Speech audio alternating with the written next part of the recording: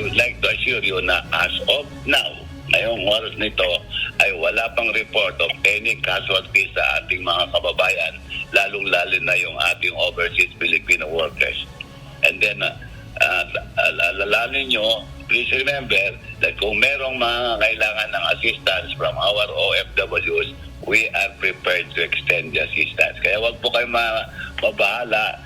Ready po ang MECO, ready ang Department of Migrant Workers, ready ang other departments there in our office to help and extend assistance to any OFW or Filipino that will be affected by this natural calamity.